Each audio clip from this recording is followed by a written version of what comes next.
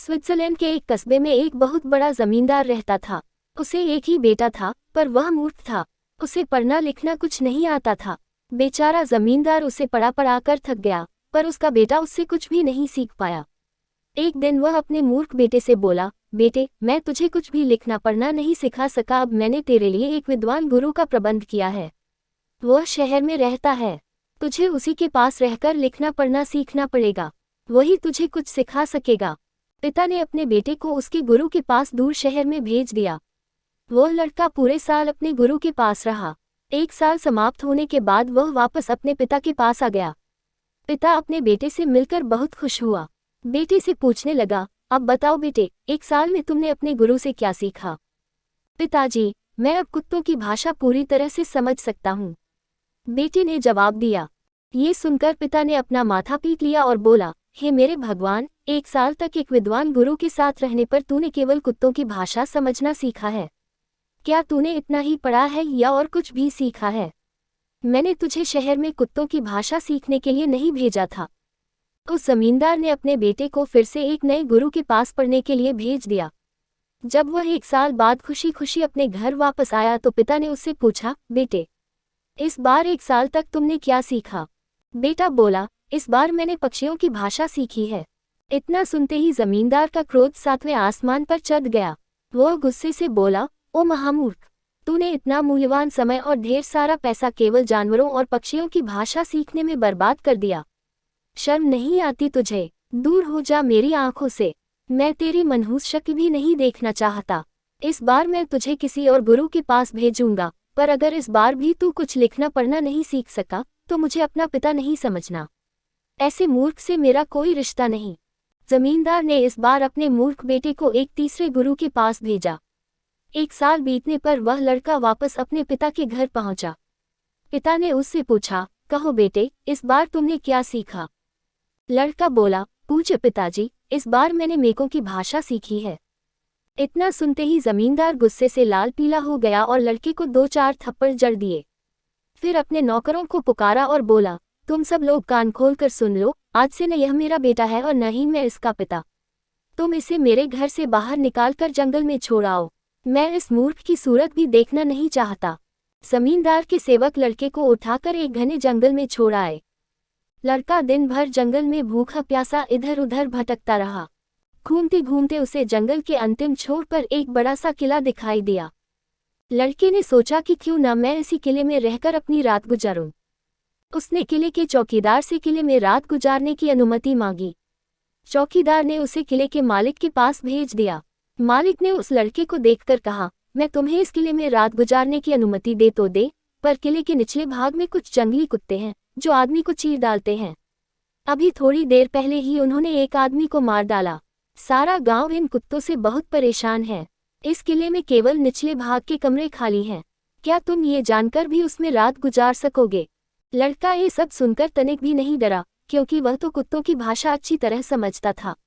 वह किले के मालिक से बोला, ठीक है, आप मुझे उन भयानक कुत्तों के साथ रात बिताने की अनुमति दे दीजिए, पर पहले मुझे उन कुत्तों को कुछ खिलाने के लिए दे दो, ताकि कुत्ते मुझ पर झपटे नहीं। किले के मालिक को उस लड़के की बात पर विश्वास नहीं हुआ, क्योंकि वे कुत्ते तो बड़े बड़े पहलवानों के वश में भी नहीं आते थे। फिर भी उसने कुत्तों के लिए बहुत कुछ खाने को दे दिया। वह सचमुच उन बखार कुत्तों से छुटकारा पाना चाहता था। वह स्वयं उस लड़के को अपने किले के निचले भाग तक छोड़कर आया। जब वह मूर्ख लड़का कुत्तों के कमरे में घुसा तो उसमें से कोई नहीं भौंका, बल्कि प्यार से उसके सामने पूंछ हिलाने लगे। लड़के ने जब खाने का सामान उन कुत्तों के सामने रखा तो सभी उस पर टूट पड़े। बाद में लड़के ने कुत्तों के कमरे में रात गुजारी। अगले दिन सुबह जब वह लड़का उस किले के मालिक के सामने बिल्कुल ठीक ठाक पहुंचा तो वह हैरान रह गया। उसकी हैरानी दूर करने के लिए लड़का बोला, उन कुत्तों ने मुझे अपनी भाषा में बतलाया कि क्यों वे इतना अधिक भौंकते हैं और क्यों वे इस जगह के लोगों को हानि पहुंचाते हैं। दरअसल उन्हें शाप मिला हुआ है और उन्हें एक बहुत बड़े खजाने की देखभाल करनी पड़ रही है। ये खजाना इस किले के निचले हिस्से में दबा हुआ है। उन सबको तब तक शांति नहीं मिलेगी जब तक ये खजाना वहां से उठा नहीं लिया जाएगा। किले के मालिक को उस लड़के की बात पर विश्वास नहीं हुआ कि इतने भयानक कुत्ते ऐसा कर सकते हैं। वह बोला, ठीक है, मैं तुम्हारी बातों पर तभी विश्वास करूंगा जब तुम वह खजाना खुद ऊपर उठाकर लाओगे। वह लड़का फिर से किले के निचले भाग में गया और कमरे के फर्श के नीचे से एक बड़ी सी पेटी उठाकर ऊपर लाया।